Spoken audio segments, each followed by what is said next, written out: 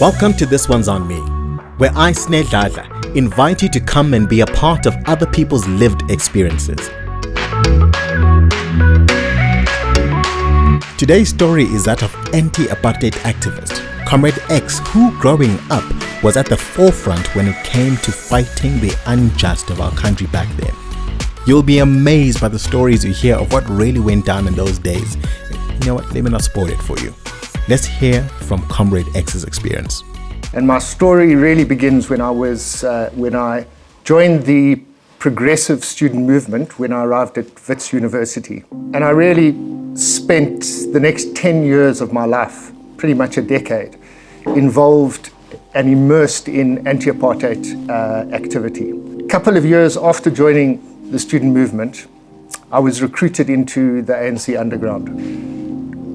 My role in the underground was light, to say the least. So compared to most people who were involved in the ANC underground, what I did was pretty light and low-key. And part of the reason for that is I was a student leader, and so I had quite a high profile. And so my role was fashioned to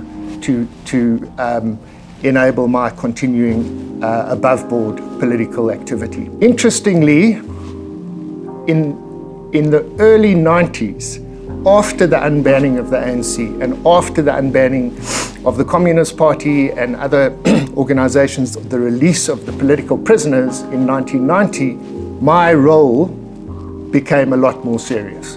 And the context for that is that the apartheid government, the nationalist government at that point, had deployed its covert, its own kind of underground security forces to essentially destabilize the ANC at the same time as the government was negotiating for a peaceful settlement for the ANC. And so they effectively were arming Inkatha warlords in Gauteng, then Transvaal, and KwaZulu-Natal, and together the security forces and the Inkatha warlords were waging an intense war against township residents around Gauteng. At that point, I think it was the Witsvaal region, destabilizing those townships and terrorizing, in essence, the residents of townships around the Witsvaal region, which is Gauteng. The way they framed that was black on black violence, right? And the reason for framing it like that was to give the impression, to create the facade that the ANC essentially had significant opposition against it. And the purpose was also to undermine the structures and the strength of the ANC within those townships in the lead up to the elections. So at that stage, I was recruited into an MK squad, an Umkhonto weSizwe military squad.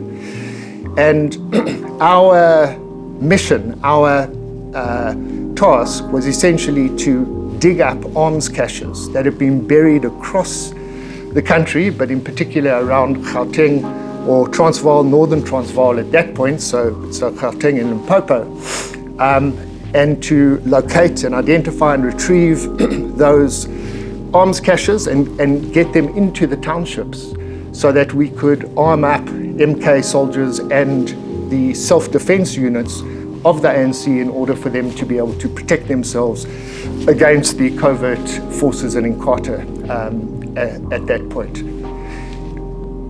My first mission was by far the most terrifying, but also the most memorable. We were instructed to travel out to the outskirts of Louis Trichardt in the then Northern Transvaal, where off the back of instructions on a hand-drawn map, we were given directions to a point, a specific point before Louis Trichardt, where we needed to then identify what was essentially a big tree landmark. Once we had identified that tree, we had to pace out through steps, a couple of directions forward, to the right, to the left, to identify this arms cache. We did some planning before we left, a couple of meetings to plan the whole mission. We then on the day jumped in our vehicle. There were 3 of us in the squad and we left at about 5:30 and we traveled off to Louis Trichardt, where we arrived at that designated point and we did some reconnaissance. So we just started to understand the lie of the land and we identified our tree landmark, and then we proceeded into Louis Trichardt. We went to a wimpy, we sat down, we had a meal, we fueled up if you like, we did some final preparation, and then we waited in essence for the late hours. And at 11:30 essentially we pressed play. We got in our vehicle, we drove back down the highway, we parked on the side of the highway, and myself and the second person in our squad with a pickaxe, with a spade, and with blankets in hand, we made our way through fairly thick bush that was between the side of the highway and where we needed to get to in order to retrieve the arms cache. We identified the tree fairly quickly, our landmark tree. We paced out according to the map. We had a couple of false starts, but eventually we found the foliage, the branches and leaves that were covering this arms cache.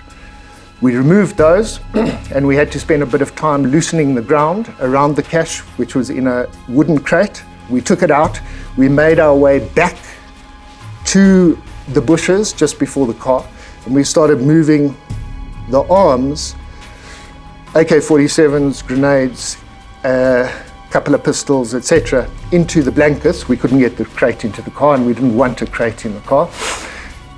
And as we were moving them, we suddenly are overwhelmed by blue lights flashing. And a police vehicle drives up and stops behind our car. Now we are still behind the bushes, but my colleague and I hit the ground. We, in the meantime, have made our way back to closer to the car, still behind the bushes, but closer to the car, and away, trying to pull the line of sight of the cops away from the arms cache, the spades, the pick, the blankets, and the crate. They come forward, and then that's my second moment of terror and truth, was that as they shined their torches to identify us, that they were going to pick up the crates, the blankets, and that was it. We would be in detention, we'd probably be facing jail time. And in that period, even although there were the unbannings and political prisoners were released and we were in a process of negotiating a settlement with the Nationalist Party, we still would have faced probably some significant jail time. So terrifying. As it happened, they did us a long sort of once over. We were actually sweating it was pretty much midsummer, we were sweating.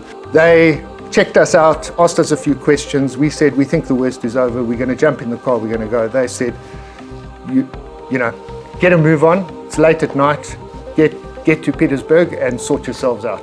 And they left.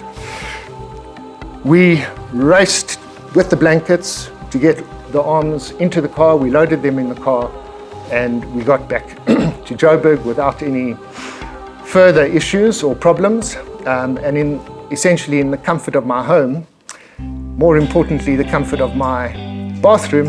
I at that point did manage to bend over and retch, and that's essentially the story. Apart from saying that,